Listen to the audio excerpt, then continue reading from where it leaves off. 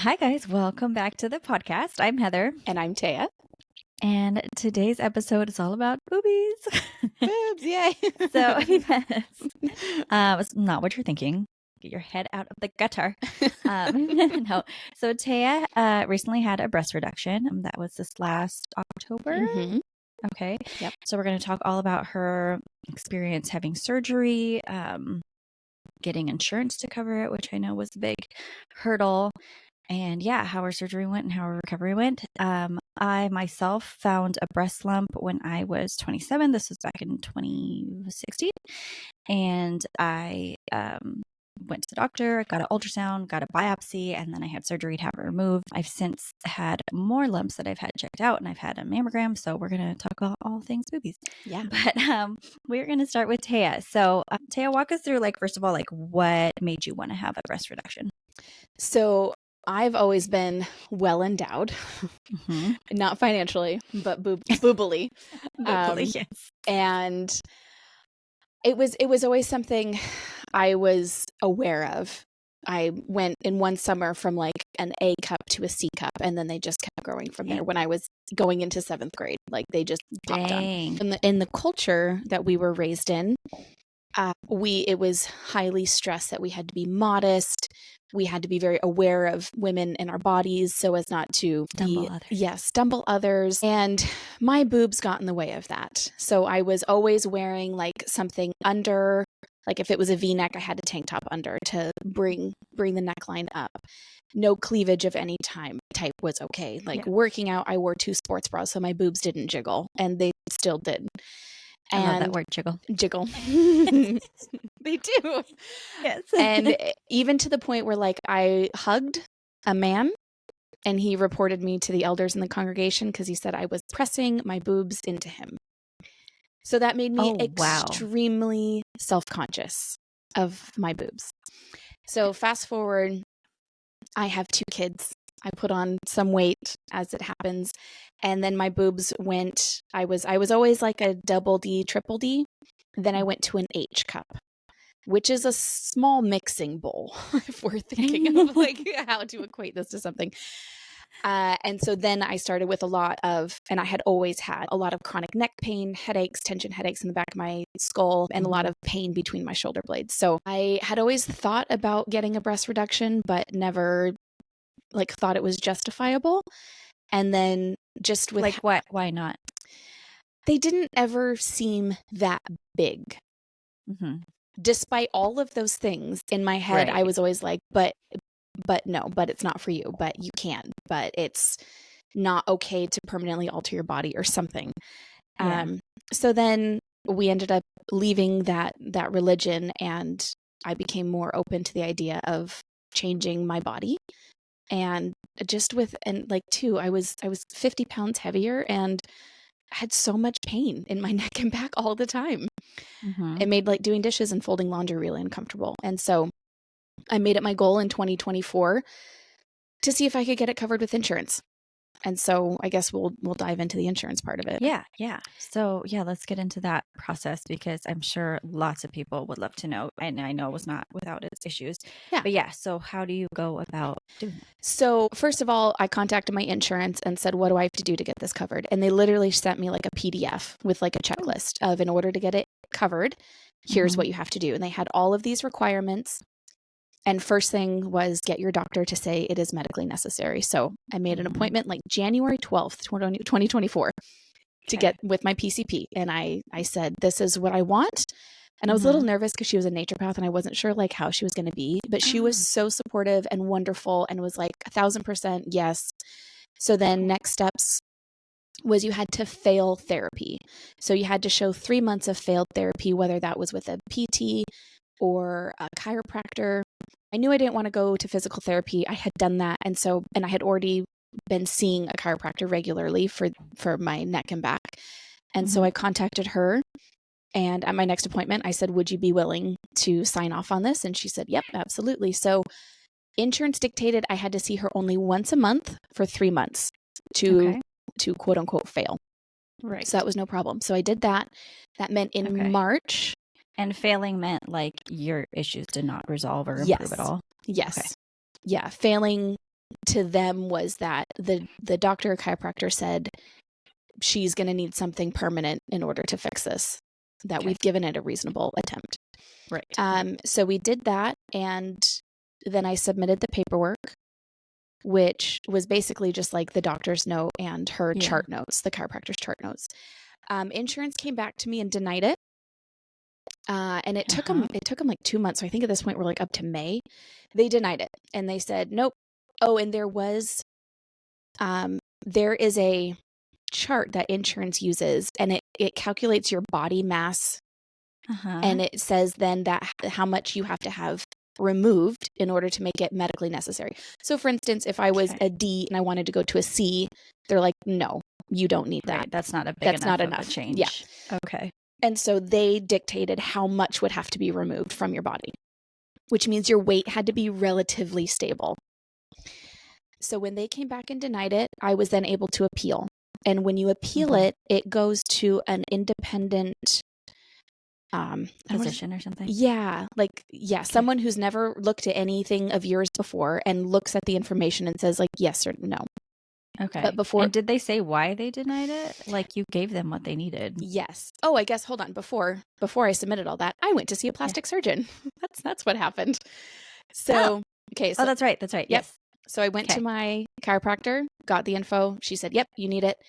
And then next steps was to go to the plastic surgeon. So with my insurance, there was only one provider that they covered in the relative area where we live.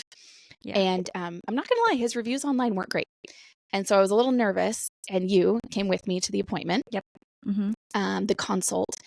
And I told you like what I was looking for. Like, I just want him to take his time and to dignify me with answering my questions and not blowing me off. I really liked his office. I really liked his nurse. She made me feel really comfortable because, they like take a bunch of photos, and it's, kind of my first time hanging out topless with people. Now I'm good with it.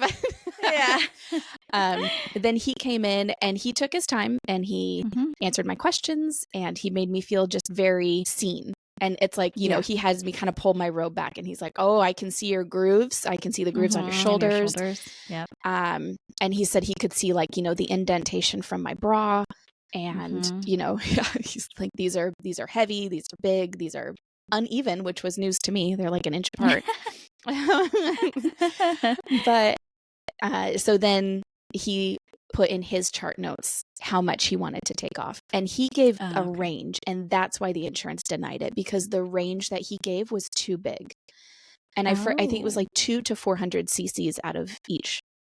That was the range. And they wanted a more exact number. Specific. Okay. Yeah. I have to say too that so I work in surgery, so that's why I wanted to go with Taya to meet the surgeon. And I really like how he came in and he sat down, made himself comfortable. I feel like that's a number one thing. It was not like, okay, let's get through this because I've got someone else to see. Yeah. It was like, okay, this is your time. Yeah. What do you want to know? Yeah. I remember he leaned back against the cabinet and was like, let's talk. Yeah, he was not in a hurry. I really liked that about him. And then, I actually worked with a scrub tech who had worked with him. So I was able to ask her about him. And she's like, yeah, I think he's great. So when we put that together, that you and him had both worked with someone, it was actually him who was like, oh, tell her I said hi. Which to us was I hope everything's going well. Yeah. Like, okay, he must be cool with his people, right? Right. Yes. If he gets along with his staff, then that's a green flag for sure. Yeah. So when insurance came back and denied, the plastic surgeon office called us and they're like, okay, here's what we're going to do. And they fought with me, which I really appreciated. And at that time, my insurance had changed. I had a new PCP. And so I was like, I'm not going to get a letter from her, which is a big deal. But my chiropractor wrote a great letter. I wrote a great letter explaining why I wanted this, what trouble I was having, why I wasn't going to have a note from the PCP. And then the plastic surgeon changed his recommendation on how much to take out. So he gave a more specific number. And then they came back and gave the green light, which was awesome. They did it August 31st and said I had until September 15th to get it done. And I was like, what? Oh, that's right. Right. And I'm like, oh, that's crazy. It's crazy. And so the plastic surgeon office called me and they're like, we just got this. This is stupid. Like, there's no way we can get you in. Right. And so they called the insurance and they're like, that's dumb. Why are you doing that? Knock it off. Yeah. So they got it extended. Stop it. Yeah. They got it extended and we set the date for, it was October 30th. And I had another follow-up with them the day before where they gave me meds. He made all his markings. And then it was surgery day. Yeah. So, okay, I want to go back real quick. For that initial consultation with your doctor, do you remember like what specific questions you had going? Like, I know you had asked about like if he could tell you like what cup size you were going to go down to, and he was like, no. Right. Yeah, they can't guarantee a cup size. And this is really interesting. Different, right? Because an acquaintance of mine in Eastern Washington was getting, and we were the exact same cup size, was getting a reduction a week before me. And so we saw a surgeon within, I don't know, a couple weeks of each other. So we're having the same conversations with doctors, and the info our doctors were giving us were completely different, which is really interesting. So I did not have much of an option with the provider I chose because insurance stipulated that. But I got off pretty well because I really liked him. She had a very different experience. So if this is you going through this and you don't get a really happy, good vibe from your first consult, see someone else. Please see someone else, because she had major complications. But yeah, they can't guarantee a cup size, and I'll circle back to that later. But I think I wanted to know what recovery looked like, and he told me that there's probably going to be a couple days where I felt not great. But that he wanted me up and moving as soon after the surgery as I could. He said, you're going to want to do things like, think you're doing like Tai Chi versus karate. So you want to move slow and controlled, but he's like, I do want you to raise your arms. I do want you to do things, but you shouldn't lift more than like a gallon of milk. So roughly 7 pounds. And he's like, if anything feels bad, stop. And, but yeah, he's like, I don't want you laying in bed for weeks on end. I want you up and moving because that's going to help your body. Okay. So that was what he said. But the biggest thing, right, he stressed was no bouncing because you don't want to tear any of the internal stitches. Yeah. So, okay. Yeah. Okay. So we are at surgery day. Yeah. So how did that go? Surgery day went well. You drove me, which was great because Jake was then able to stay home with the kids and take care of pickups and drop-offs. They gave me meds to take before, an anti-nausea. This was also during the IV shortage, or the what saline bag, fluid bag. It's still going on. Oh, well. Yeah. So they brought me back. Obviously, I couldn't eat, so I was very hungry. They brought me back. They got me changed and started an IV. Turns out the anesthesiologist was my surgeon's wife, which was pretty fun. And she was great. And, you know, it's like you weren't able to come back with me. They took me back and you went home and took a nap. Yeah, I did. That was great. I thought I was going to go to Barnes & Noble and just hang out all day. And no, I went there and I was like, these books are really expensive. I'm just going to go home. I have some library books at home. Yeah. Yeah. So I started to get a little nervous. And so I'm talking with the doctor and she's like, or the anesthesiologist, she's like, well, it does take me some time to get the meds from the lockup, so if you think you want this, let's do it. And I was like, well, come back in like 5 minutes. And so, the nurse couldn't get she had to stab me like 3 times to get my IV. And I was like, can I just get Heather? Just like, can you just stab me? Oh, thank you. So she popped her head back in and was like, how you feeling? I was like, you know what? Let's do it. And she's like, yeah, it's supposed to be a fun experience. If you're nervous, it's not fun. Come on, let's do it. And so she comes around the corner a few minutes later and just like pops a vial out from behind the curtain and is like, I got the drugs. And I was like, are you pushing drugs on me?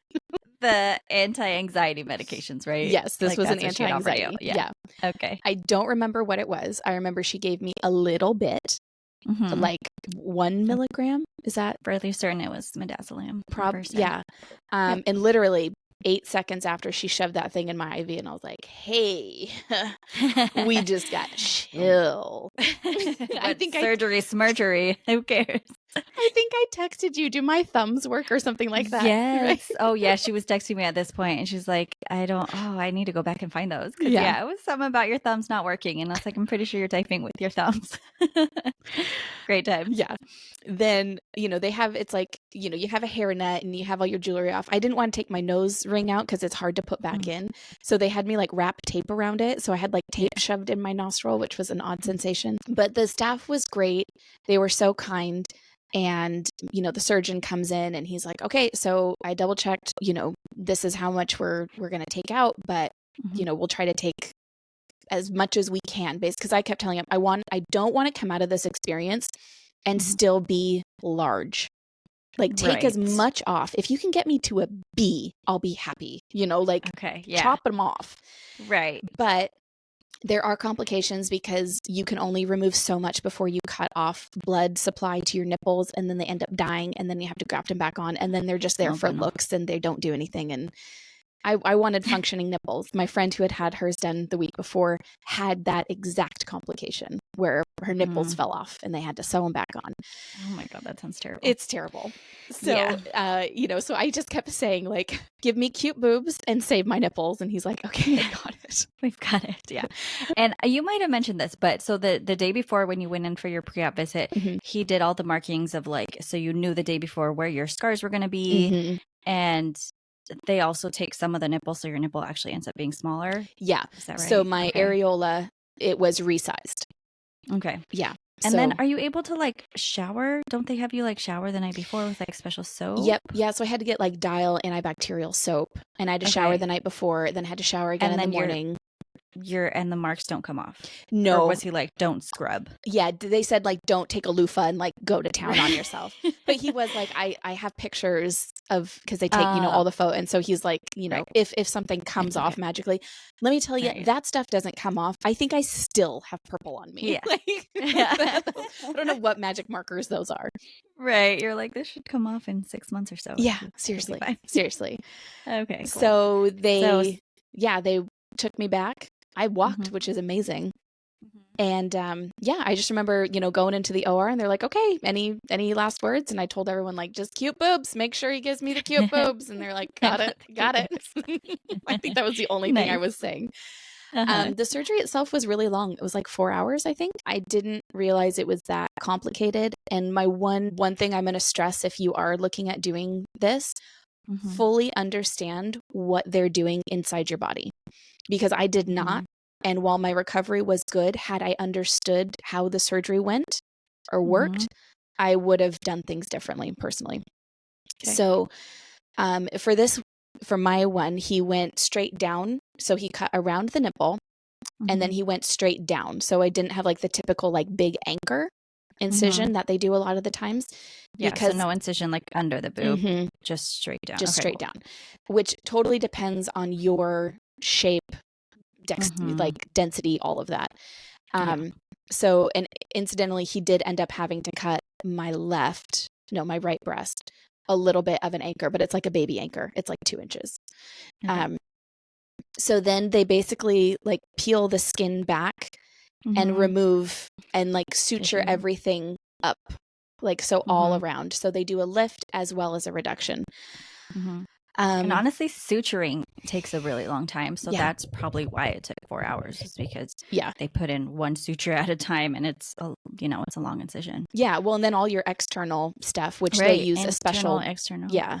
They use like a special glue, but it's a plastic surgeon. Like they're meant to not make ugly scars. They make very nice scars. It came to in recovery, and it was so hard to wake up. I remember that. And then my blood pressure was not cooperating, which I'm really fuzzy on this, so maybe you can inject more. Up and when I got there, your blood pressure was a little bit low, and so I think they gave you a medication through the IV to get it up a little bit. Also, I took it upon myself to open your bag of fluids because she had some IV fluids hanging, and I was like, well, fluids will increase your blood pressure. So, or, improve your blood pressure. Yeah. And so And it was like half clamped. And I was like, let's just open this up and give you all of this. Like, you need it. And that's what I would have done for my patient if you were my patient. So, yeah. Well, this So we did patient that. appreciated it. I know Heather's like, Yeah. I'm just going to fix this IV. And I was like, you do everything. Do it. Yeah. I was just like, you need it. And Yeah. like, if you don't get all the fluids, they just throw it out. It's not like we're conserving any. Right. Like the bag's already open. So, yeah. Yeah. I just wanted to help. I do remember. So I brought 2 bras, right? Because you're supposed to bring these heavy compression bras. So I brought 2. One was my old workout bra. And it was, it fit me pre-surgery, but I figured like they can cinch it all down. They can clamp it down. And then I brought one that I could get zipped, but it cut into me in every way, shape, and form and was so uncomfortable. But I was like, by some miracle, if you take me to a negative cup, like this should fit, right? And I was so happy when I looked down and I was in the smaller bra. And I was like, they did it. Like, oh my gosh. And wasn't it like even a little loose? It was though loose. You're all like packed and there's gauze and everything in there. I could like pull it away and be like, oh my God, there was space in there. I know. I remember you just kept looking at them. I did. So I felt really crappy. They did give me some Oxy and like one thing of like applesauce or something. And I got super nauseous. And the whole ride home, I was like, don't puke. And I think we got a milkshake. We did. We stopped for a milkshake because you were like, I think I need a little something. Yeah. And I think I took 2 sips and it was not. Yeah, it was not it. Yeah. But so your blood pressure did get better. We just moved slowly and And the drive home was like an hour, so that was probably not comfortable. It was just the nausea, and I just just didn't want to puke in your car. That's so uncool. Yeah, I appreciate that. Yeah. I tried my hardest for you. And I had, I was told bring a pillow so that the seatbelt isn't directly on your chest. And I wasn't uncomfortable at that point. Like the Oxy had hit me. I just was more nauseous. And so once we got home and I got like set up in my little pillow cocoon with the pregnancy pillow behind me, and you have to like sit up quite a bit. I just remember being so much happier. And then I got like the more anti-nausea meds in me and just like, okay. So how long would you say you were like feeling kind of crappy and not really wanting to do much? I'd say like the first 2 days. Well, and then the very next day I had to go back up for a post-op where they took off the major bandages. Yeah. And I got my first glimpse. And so, it's like, I slept pretty good. The drugs helped. I kept up on the drugs. Yep. And I think I finished them, on like day 4? Yeah. And then I went to ibuprofen. Taking them. Yeah. You still had Yeah, I did take one at night for a few extra nights. So I think maybe I finished all my meds on day 6 or something. And I did that just to make sleeping easier. Right. Sleep is so important when you're recovering. Yeah. You need to sleep. So, yeah. But Jake was home with me and he took care of the kids and the dishes and the laundry. And, it's like I would get up because I was bored. And he's like, go back down. Go sit. Get away from here. Because I'm like, I can help unload the dishes. And he's like, stop it. No, don't. Yeah. Yeah. You don't need to. But it's like I did feel good. And I was like, I guess I can be up moving. And so we started taking like little walks. Let's see, did I get on my bike? I might have got on my Peloton on day 6. I think you did, because at your follow-up visit the day after, I remember asking him, like, when can you work out? Because I know you work out regularly. Yeah. And he was like, and you told him about the bike, and he's like, honestly, in like a week, you could probably get on that as long as you're not jiggling. No bouncing. No bouncing, no jiggling. Yeah, but if you do something, pretty low intensity on the bike, that should be fine. Yeah. So I think it was about a week after. Yeah, so there's low impact rides and I did those and just kept the resistance pretty moderate, and I didn't get my heart rate up super high, but I was like, it just felt good to get going a little bit. Walking incidentally was harder because you don't realize how much you move your body. Bounce a little. So I had to we just took it easy. But recovery went great. The scars are so not an issue at all. There is one spot on my left that hasn't scarred down. It's like a little bump because my left one was an inch lower than my right, and so he physically moved your fold. My crease. Yeah. So he moved that up. which is hard because my brain still thinks my bra needs to be like my underwire needs to be lower. And so when I just went for my like 3-month post-op, he's like, I can see where you're wearing your bra and you're not wearing it in the right place. And I looked at the nurse and I was like, how do I change where I wear my bra? And she's like, I know, it's mental. She's like, it's totally mental. She's like, get it up. And so I had to adjust all my bras so they feel like they're up here, but they're not. Like, it's just where my boobs are now. Yeah. But honestly, it's been the best experience, and I would do it again in a heartbeat, and I recommend it to anyone. It's just been a lifestyle change, a body image change. Like, I feel so much more confident. So is there any part of you that misses your old boobs? No. Cool. No. In fact, when I look back at photos, I'm like, I can't believe they were that big. Yeah. Like, I know you, Taya, just like, I don't know where you put them, because you would tell us you were an H and we would be like, what? Like, you just wear them so well? I don't know. Like, I was shook at that was your cup size. Well, it's my band size is a 32, so I have a small rib cage, right? So if you look at an H cup in a 36 band, it's a much bigger, right? Right. But then when you go down to a 32, but like proportionately, it's still too big for my body. It was still So even though now I'm down to a 32 double D, which I'm still like, oh, I'm a double D. But then I look at my cute little bra and I'm like, oh, she's just so adorable. Like, oh. Seriously, it's great. It's great. 32 double D. That's a great. Yeah, it's still a good handful, but I can go braless. Like, yes, that. And so you actually got a lift as well as So when you get a reduction, a lift automatically goes with it, which was news to me until I went to my consult, and I was so freaking excited to hear that, because I was like, I'll take smaller and saggy, that's okay. But then he's like, well, we lift them, and I'm like, oh, did I just win the lottery? Like, this is amazing. That's awesome. Yes, because nobody wants smaller saggy boobs. Honestly, that's just not nice. So that's awesome. Okay, any last tips that you would have for women that are thinking about going through this? No, just be persistent if it's something that you want, because I think it is absolutely worth it. Awesome. So, and if you have any questions, feel free to DM me, because I'm happy to dive more into it. But yeah, absolutely. Send us your question. We will also put the information of your surgeon and the surgery center in our notes. If you are in the Pacific Northwest area, she went to Bellingham. Dr. Blackburn. And so I mentioned he had like not great reviews earlier. Yeah. And they also do like hand surgery. And so like the reviews are like, I went in with a pen sticking out of my hand and he wouldn't do surgery. And it's like, well, no, dumbass. Like, that's not how it works. Like, so like, when you see they have these bad reviews, like, please read them, take the time, because, it's just not, I feel like they can really do a disservice there, but yeah. So he also does hand and surgery and other like all plastic surgery. Yeah. So they can do a full mommy makeover. They can do nose jobs. They can do, and obviously like some plastic surgeons specialize in certain things. So I don't think I would go for him for like a full face, whatever. But like, for this, I felt like, he said he did it all the time. They had great befores and afters, and his staff, it's like, I even talking to the billing lady before I even went, and she's like, oh, he does these every week. Yes, it's not a big deal, like, so he does them a lot. He does them a lot. Yeah. That's cool. So is it time to talk about your boobs now?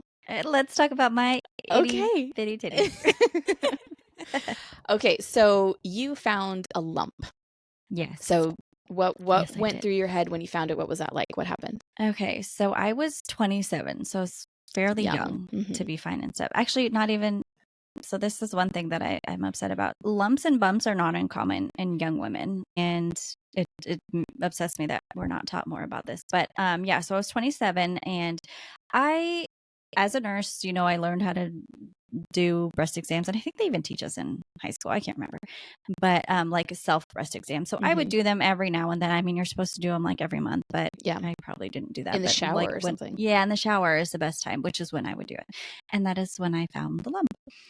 And I remember from nursing school that breast cancers typically feel very like hard and stuck down and more rough. Like they have a rough surface, like a rock. And so when I felt this lump, it was smooth. It was not perfectly round. And so the only thing that I was like, okay, well, if it's not breast cancer, then it might be a cyst. Mm-hmm. In my head, I thought cysts had to be round, but they don't. Okay. And so because this wasn't round, I was like, what is it? It kind of felt like a flat football, like kind of, yeah, Okay. that football shape. Hey Arnold But shape. it was, yeah. I thought, hey Arnold. So it was smooth and it also was mobile. So like it's still connected to tissue, but I could like move it around a little bit. So I remember thinking, okay, these are all good signs. It's probably not breast cancer. Of course, I was still nervous. Yeah. Because I didn't know like what else it could be. But I remember telling Edwin and being like, okay, I found this lump. I don't think it's anything bad, but obviously I need to get it checked out. Mm-hmm. So I went to my PCP. She kind of confirmed what I had thought. She's like, I also don't think it's anything bad, but we need to find out what it is, you know? So then she set me up to go have an ultrasound. And because I was under the age of 30, so my understanding is that your breast tissue when you're younger, like under the age of 30, is more dense and harder. So you can get more false negatives and false positives if you do a mammogram under the age of 30. Oh, okay. So they don't typically, recommend you have a mammogram when you're that age. Okay. So that's why she was like, we're just going to go straight to ultrasound. Otherwise, I probably would have had a mammogram and an ultrasound. So I went to that appointment. The doctor they had on staff was there at that appointment after I had my scan. He came in and told me what he thought it was. And that's so he nice. said, yeah, right. And every time I've had an ultrasound, a doctor has always been there, like present, to come in and give me results right that day, which is great when you're nervous about what your results are. Yeah. So he told me that he thought it was a fibroadenoma, which is a benign growth. And again, they're not uncommon in girls as young as 15. So he said there's a type of fibroadenoma called a phylloides tumor, and they can be fast growing, and they have a very small percentage like chance of turning into cancer. So they always get removed because of that small chance, and also because they can grow fast and get big. Okay. So he said, I'm going to recommend you have a biopsy. And I was like, at this point, I was thinking, I'm going to have an ultrasound. They're going to say it's nothing, and I'm going to go home and forget about it. So I was not expecting a biopsy. So we then scheduled that. And all of this was done at the Breast Cancer Center. I'm pretty sure it's connected to Swedish in Seattle. Oh, I was living okay. down there at the time. Okay. Yeah. They were great. I had great treatment there. So, and I also felt like I was in good hands because that's like all they do. Yeah. So then I go in for the biopsy, and I was fairly nervous about it. It's called a needle biopsy, and a doctor does it. And she had a nurse that was assisting her. And so it's ultrasound guided. So they use an ultrasound, they find your lump, and then they numb you up. And she actually numbed me up with two things. So one, they have this cold spray that's literally just cold air to like numb up your skin. So she used that, and then she injected lidocaine, and lidocaine works almost immediately. And I hardly felt anything. Oh, good. Like, yeah, it was great.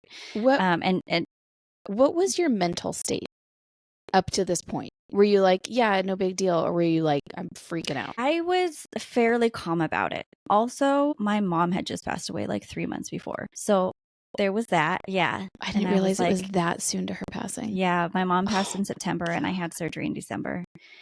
Yeah. So that kind of sucked. And I was just like, I don't know. Like, on the one hand, I was like, I'm pretty sure this is nothing bad.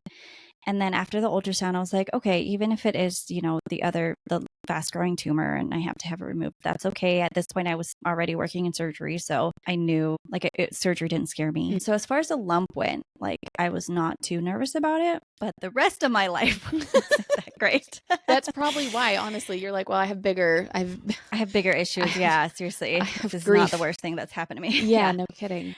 Jeez. Yeah. So, and I was on medications for anxiety and stuff. So I went in for that biopsy. I got the lidocaine. She also told me, like, she was so great, and the nurse is great too. And she was like, if you need any more lidocaine, if you feel anything more than pressure, let me know. And at one point I was like, I think I feel more than pressure. And so she's like, okay, let's give you more. No. So, yeah. So if if you're having a biopsy or anything where they use lidocaine, you can always ask for more, just so you know. The way they get the tissue is they use this big ass needle that's hollow on the inside, and they basically just stab the tumor, and they collect the tissue on the inside of the needle. I know, it sounds great. How many times you're doing repeated stabbing motions here? I mean, like a few. Oh, well, I mean, I guess a they few need times. to get They need to get enough tissue. Yeah. And Wow. and it's really not a lot that they get. So this is what I remember about, is that she warned me that when they like deploy the needle, it's loud. It sounds like a stapler. So she's like, you're going to hear this. It sounds like a stapler. I want to warn you. Yeah. Because had she not, I probably would have jumped, and that's not good when there's a needle in you. So Wow. yeah. And you're fully conscious for this, just like your boobs numb. Yeah, but you're fully, yeah. I felt her like pushing a little bit on me, but that's about it. Wild. Yeah. So the whole thing probably took 20 minutes. And then they just put a Band-Aid on you and off you go. Okay. And they called me about a week later, and I remember being a Sunday, and I was like, oh shit. They're calling me for the results on a Sunday? That's not good. Yeah. So that made me nervous. Yeah. But so I answered, and they were like, your results were inconclusive. We can't really tell what kind of tumor. Yeah. Because again, they don't take a lot of tissue. And I know it's so frustrating as the patient to be like, wow, why the hell did I even go through all of this if the results were going to be inconclusive? But it's not cut and dry all the time. And they really don't take a lot of tissue. They take like cells. Yeah. So they said, because we don't know what it is, I was like, okay, well, what do we do now? Do we do another biopsy? And they're like, well, let's just take it out. Let's just have surgery and take it out. Yeah. And my jaw was on the floor, because I just did not expect that I would need surgery. Like in my head, I was like, oh, it's not going to be anything. It's not going to be the fast growing one. Like they'll just come back and say it's a fibroadenoma. Like in my head, I was like 99% sure that was going to happen. So to be told you need surgery, like I was kind of like, whoa, okay. Yeah. Shit just got real. So then they think they might have asked me if I wanted a female surgeon, or like if I had a preference. And I was like, well, yeah, if there is a female surgeon available, yeah, that would be my preference. But I'm also like not opposed to a male. Yeah. But you can also say I'm very opposed to a male, and I would only like a female surgeon. I mean, there were men in the operating room, you know, like my anesthesiologist was male and the scrub tech was male. So yeah. And you can't always control that. So yeah, I went to her. She was great.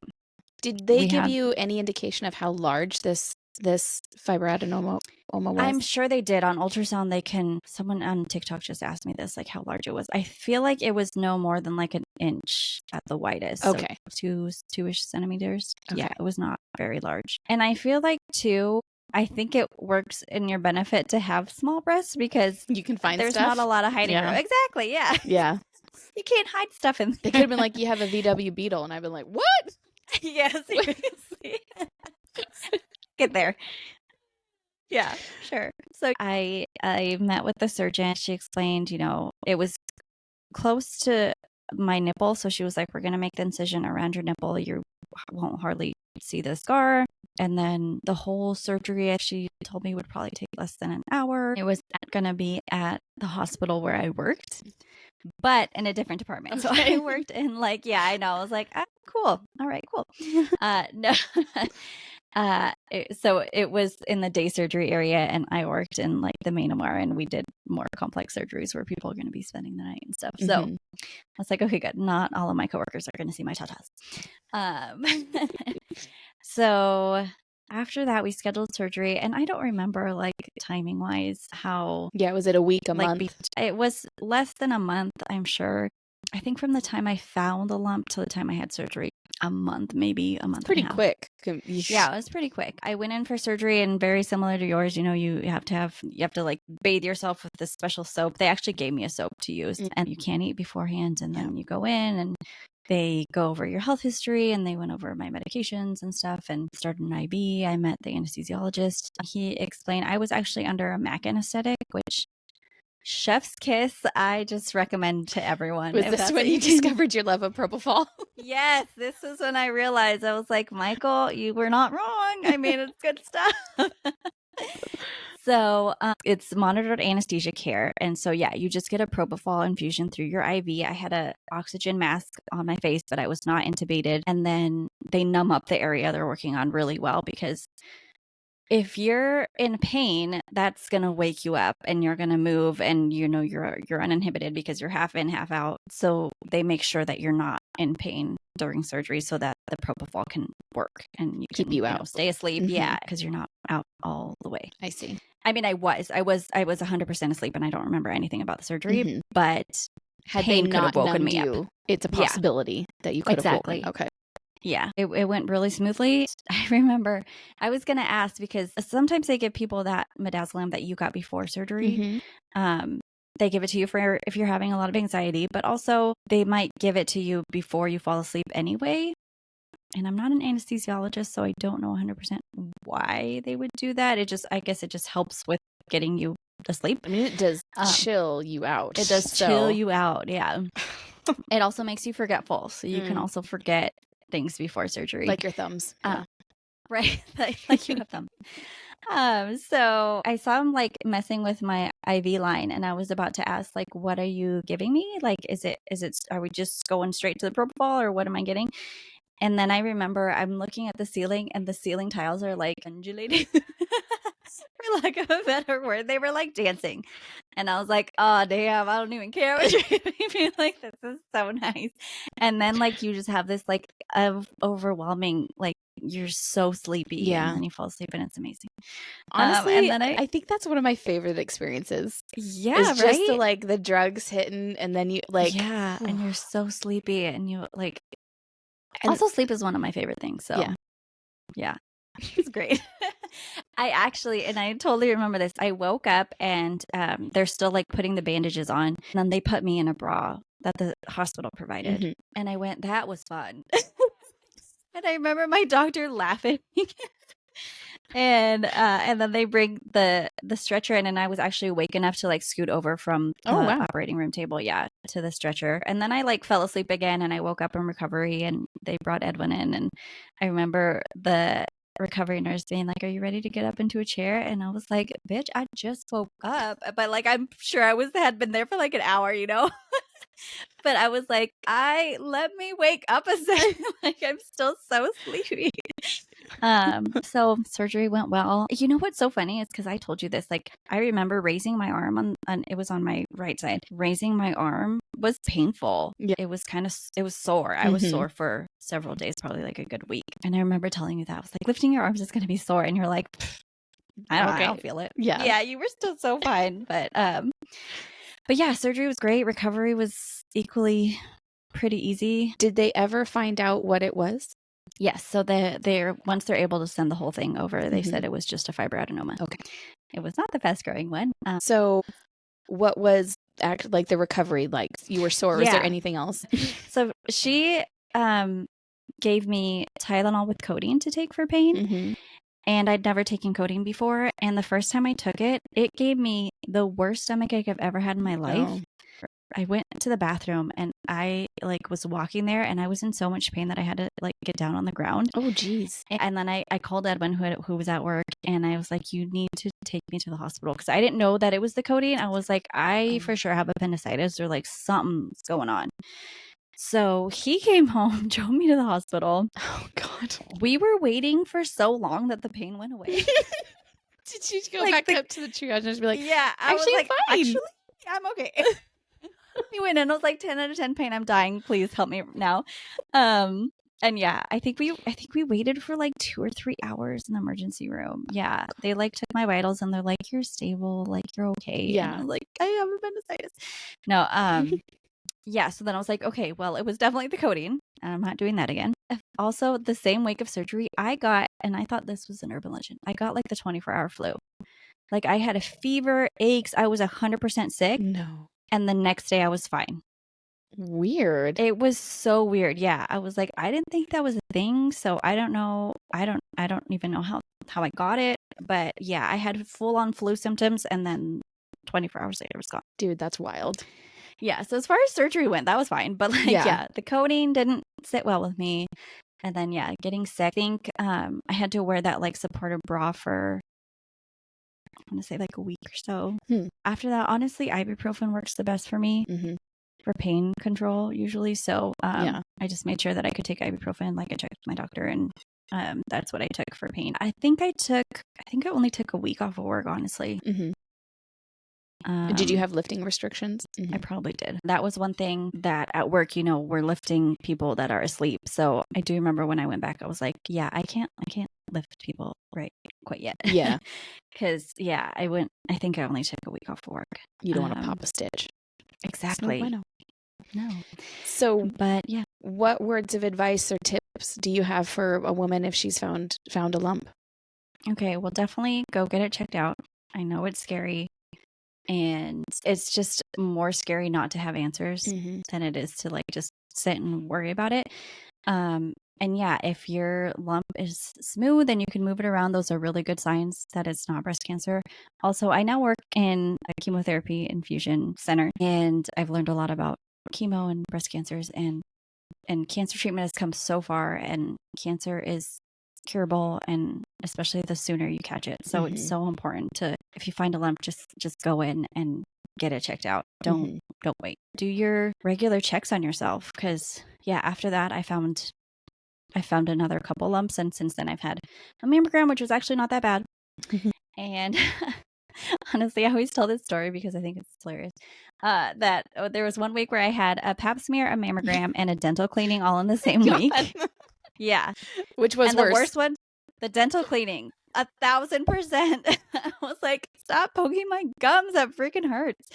1,000%. The mammogram was the least invasive. Yeah. It's really not that bad. I mean, I also don't have a lot to squish. So I've heard if you have smaller breasts, it's supposed to be more uncomfortable because they have to just really they have to get you in there. The mammogram machines that we have nowadays are just so much better than they used to be, for our moms and grandmothers. So it really wasn't bad. I mean, the actual scan where they have to, hold you in there, it takes less than 10 seconds and then they let you go. So it's not bad. It's not bad. But everything, your other lumps have been? Yes, everything's fine. They think they're cysts, but there's ways to tell in an ultrasound, if it might be malignant or not. And they're just So does your body just have a propensity to make cysts and fibroadenomas? I guess so. My older cousin has had fibroadenoma. She had one of the fast growing ones, and she had that removed, and it was pretty big. I don't know exactly how big it was, but it was large when they took it out. I know my mom had cysts as well, so it's likely a hereditary thing. But yeah, I guess I never really asked that, why am I getting these? But well, good to know. Check your tatas, ladies. It's important. Check them out. Yeah. Enjoy them. Yeah. Check your own out. Do what you want, but be respectful. Don't just go up to people. This took a weird turn. Anyway, what are you reading right now? Okay, yes, let's talk about books. Okay, I just finished Bride by Ali Hazelwood, and I freaking loved it. Wasn't that so fun? It was so fun. Is this her only paranormal kind of fantasy book? I don't know if it's her only, but she normally does contemporary romance, right? Yeah. And she does a solid job on those, but she does such a good job. I just thought it was so fun. It was so fun. I love the witty banter amongst characters. They're just funny, and then she doesn't write stupid characters.